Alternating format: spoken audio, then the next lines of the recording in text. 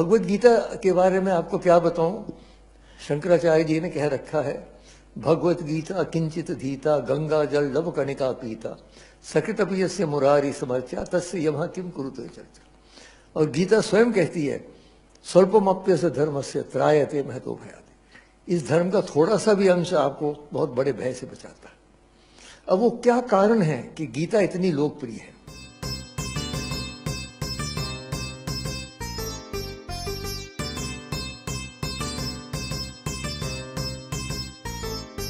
भगवत गीता के बारे में आपको क्या बताऊं।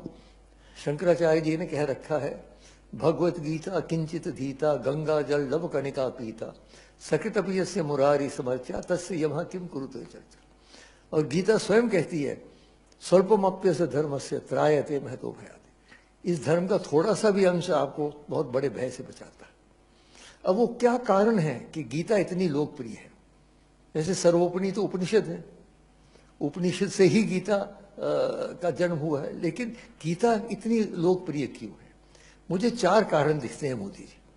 पहला कारण यह है कि गीता संघर्ष का शास्त्र है और आज हम लोग संघर्ष की परिस्थिति में हैं। हम उपनिषद का बिल्कुल वातावरण अलग था, बैठे हुए आराम से हिमालय की किसी पर्वत चोटी पे आश्रम में, लेकिन गीता में तो वहां युद्ध शुरू हो रहा है, शंख बज चुके हैं, पक्षपात तैयार हो रहे हैं उसके बीच में। तो ये याद रखा जाए कि कुरुक्षेत्र केवल हरियाणा में एक स्थान नहीं है, हम सब के अंदर कुरुक्षेत्र है। हमारे अंदर ही दैविक और आसुरिक शक्तियों का युद्ध हो रहा है, इसलिए हम लोग संघर्ष में, और आजकल विशेषकर संघर्षमय परिस्थिति में है, इसलिए ये हमें बहुत आकर्षित करता है, पहला कारण। दूसरा कारण ये है कि भगवत गीता के गुरु का विलक्षण स्वरूप, हर एक उपनिषद के गुरु हैं, आप जानते हैं, याज्ञवल्क्य हैं, जनक हैं, अंगिरस इत्यादि हैं, लेकिन यहां तो भगवान श्री कृष्ण स्वयं है। कस्तूरी तिलकम ललाट फलके वक्षस्थले कौस्तुभम नासाग्रे नवमौक्तिकम करतले वेणुम करे कंगनम सर्वांगे हरिचंदनम च कलयन कंठे च मुक्तावलीम गोपस्त्री परिवेष्टितो विजयते गोपाल चूड़ा। जहां कृष्ण स्वयं गुरु हो उसका तो आकर्षण होना ही है, बड़ा बिल्कुल। तीसरी बात मोदी जी, जो गीता में गुरु और शिष्य का एक अद्भुत संबंध है, वो मैंने और कहीं नहीं देखा।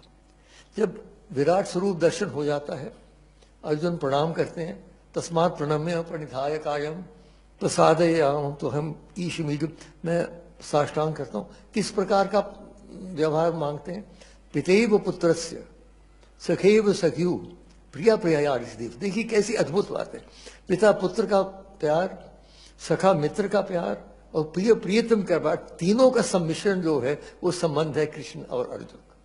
ये और किसी शास्त्र में हमने ऐसा नहीं देखा। ये भी एक कारण है कि हृदय स्पर्श करती है हमें, क्योंकि वो कहीं ऊपर से ऑर्डर नहीं दे रहे हैं, हमारे साथ बैठे हैं, हमारे साथ रथ में बैठे हैं मित्र की रूप से। और चौथी बात यह है, सार्वजनिक व्यवहारिकता। गीता किसी एक वर्ग, किसी एक वर्ण, किसी एक धर्म, किसी एक देश तक सीमित नहीं है।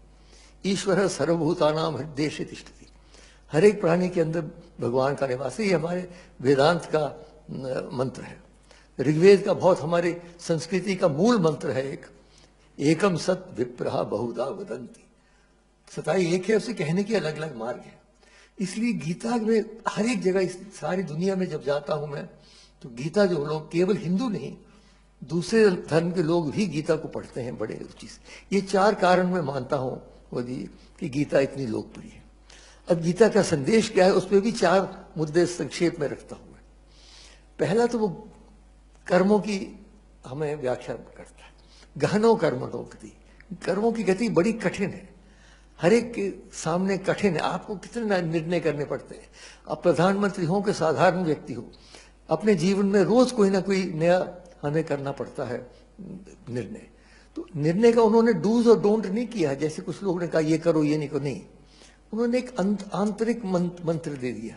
क्या कहा उन्होंने, यत प्रवृत्तिर्भूतानाम येन सर्वमिदं ततम स्वकर्मणा तमभ्यर्थ सिद्धिम विंदिति मानव। जो ईशावास्यमुदम इदम सर्वम, जो सारे ब्रह्मांड में व्याप्त शक्ति है, उसको यदि हम अपने कर्म से उसकी पूजा करते हैं तब हम सिद्धि की ओर जाएंगे।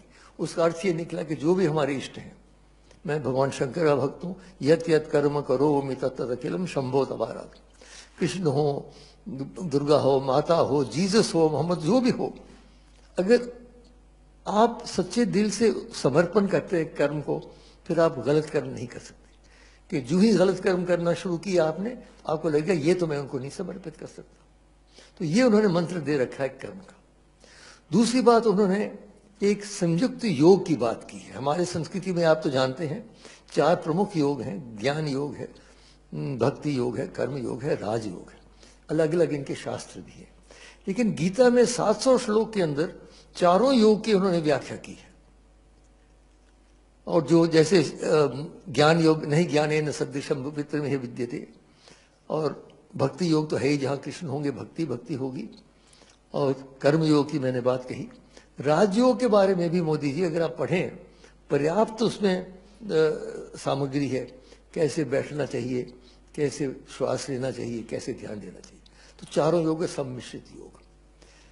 तीसरी बात, संयुक्त आश्वासन।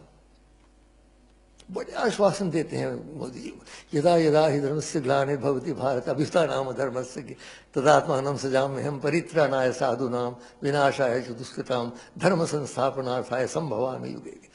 और कौन्तेय प्रतिजानीहि न मे भक्त प्रणश्यति। लेकिन अब मैं एक नई बात कहूंगा। वो जो आश्वासन, आप अगर आश्वासन देते हैं कोई लोकसभा में, तो 1 साल के बाद लोग कहेंगे प्रधानमंत्री आपने आश्वासन दिया था, पूरा कीजिए। तो श्री कृष्ण को ऐसे ही जाने थे, बांसुरी बजाते बजाते आश्वासन दे के निकल जाए। बांधना है उनको कैसे बांध सकते हैं? भक्ति से ही बांध सकते हैं, और तो कोई तरीका है नहीं। और एक और बात मैं कहूं, अगर हमें भगवान की आवश्यकता है तो भगवान को भी हमारी आवश्यकता है, याद रखिए।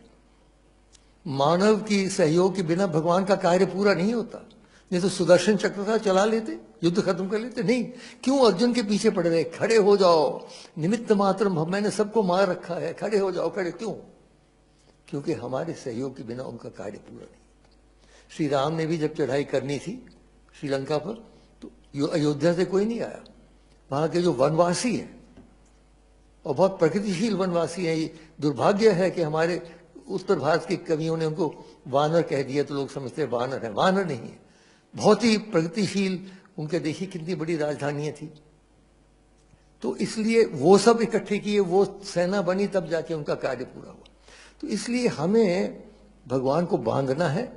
जो आश्वासन ने किए कि नहीं तो ये ना हो जाए कहीं मोदी जी कि हमने माना कि तगाफुल ना करोगे, लेकिन खाक हो जाएंगे हम तुमको खबर होने तक। वो आश्वासन दे के जो चले गए बांसुरी बजाते बजाते, तो हम सब यहीं रह गए। और चौथी और अंतिम बात मैं कह रहा, संयुक्त समर्पण। अंत में जब सारी गीता समाप्त हो जाती है, गीता तो प्रश्नोत्तरी है, आप जानते हैं, उपनिषद भी प्रश्नोत्तरी, हमारी संस्कृति ही प्रश्नोत्तरी की संस्कृति है। तो गीता में जो अंत में सब समाप्त हो जाता है, तो भगवान एक अपना श्लोक बोलते हैं। क्या कहते हैं? सर्व धर्मान परित्यज्य माम एकम शरणम व्रज अहम त्वा सर्व पापेभ्यो मोक्षयिष्यामि। सब धर्म क्या? धार्यते इति धर्म, जो धारण करता है। कुछ तो समझते हैं कि उनका धन धारण करेगा, कुछ समझते हैं उनकी विद्या धारण करेगी, कोई समझते हैं उनकी सत्ता धारण, अंततो गत्वा दैविक शक्ति ही धारण कर सकती है। इसलिए वो कहते हैं सब धर्म को छोड़ो, मां शुच। आखिरी जो 2 शब्द है देखिए गीता के, मां शुच, डरो नहीं। जैसे एक अंधेरे कमरे में बच्चा चल रहा हो तो मां पीछे कहते डरो नहीं बेटा, मैं पीछे। तो कृष्ण कह रहे हैं मैं हूं ना। इसलिए अंत में मैं श्री कृष्ण के प्रति ही एक श्लोक अर्पित करता हूं, जिसमें हम कह रहे हैं, उनको प्रार्थना कर रहे हैं कि हे भगवान, आप कृपा करके आज ही हमारी चेतना को अपने कृपा में ले लीजिए। अंतिम समय जब आएगा, न जाने बोल पाएंगे, कहाँ होंगे, आईसीयू में होंगे, कहाँ होंगे। इसलिए विलंब न करें। कृष्णत्वदीय पद पंकज पंजरांते अद्देव में विशतु मानस राजहंस प्राण प्रयाण समये कफवाति पित्तैः कंठावरोधन विधौ स्मरणं कुतः।